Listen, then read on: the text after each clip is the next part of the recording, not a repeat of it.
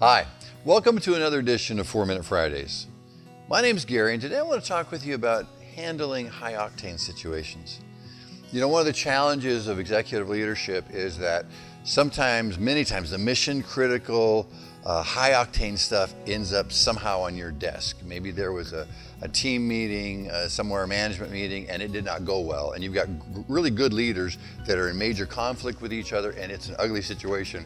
And I don't know about you, but I deal with those things routinely. And I'm always thinking, I wish there was somebody else I could hand this up to, but that's not the way it works. And you got to deal with it. So how do you handle these situations? Well, the first thing is you have to act rather than avoid. You know, there's this tendency inside of all of us to kind of avoid difficult situations, but you can't do that. Avoidance is deadly. It kills morale. It sends messages that really aren't true. People think, oh, well, he doesn't know what's going on. He doesn't care about what's going on, or he doesn't know what to do. And guess what? Maybe you don't know what to do, but isn't it better to at least call those people together and say, listen, I realize we have a problem here, and I'm not really sure what to do, but I know that together we can figure this thing out. And then you got to understand really what's going on. Really take time to listen. And this is a capacity that a lot of leaders really need to develop, is their ability to listen and to listen well. Because when you listen well, you're not only getting information about things from people, you are also giving something very important. That's respect.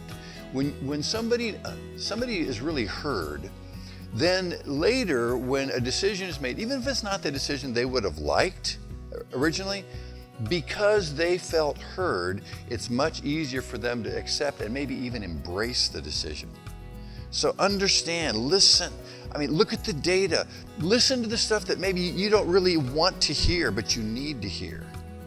And then get all the people together, the principal people together in a room, and hash it out until it's done.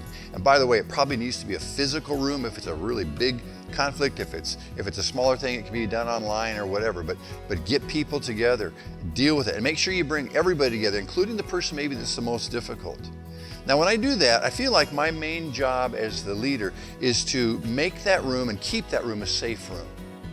What I mean is this, is if people in the room understand that there is a sense of shared purpose and mutual respect, we can talk through anything. But if one of those two things are gone, probably we won't get very far.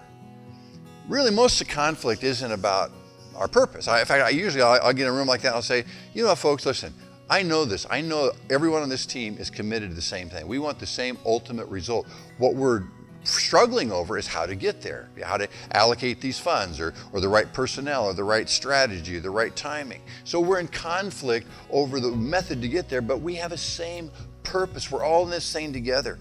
And then especially if there's been really ugly friction between people, and if there's a breakdown of respect, I will start out by going around the room, and I will say to, hey, Aaron, I am so glad that you're on this team, and I have such a huge respect for you. Your work ethic is amazing. Sarah, I'm so glad that you're on this team. When you came in here, this room just kind of lit up because you really bring a sense of optimism to this group.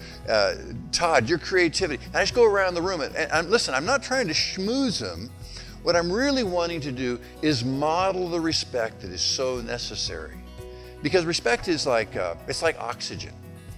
When there's oxygen, you don't even think about it. When you woke up this morning, you think, boy, I hope there's oxygen in this bedroom. I really need oxygen.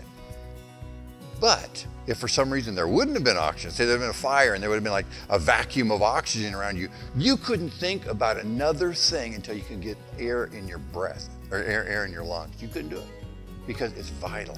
That's what respect is in relationships. So I want to keep shared purpose and mutual respect. And then listen, you've got to work through to a decision. I like to see the team make the decision. I like to kind of lead them to something that is what we need to do. But no matter what, a decision will be, if I have to make the decision, a decision will be made. They will know what the decision is. They will know when it's going to be implemented, and they will know how it's going to be communicated. And I'm a loving, benevolent leader of leaders, but I become a tyrant and a dictator to anyone who doubles back on us after we've gone through a process like that. Listen, you can do this. You can handle these high octane situations, and you can handle them well. And when you do, your organization will start to flourish again, and you will gain the leadership credibility that comes with that kind of strong leadership. Hey, it's been great to be with you again. Yeah, we'll see you next time around for 4 Minute Fridays.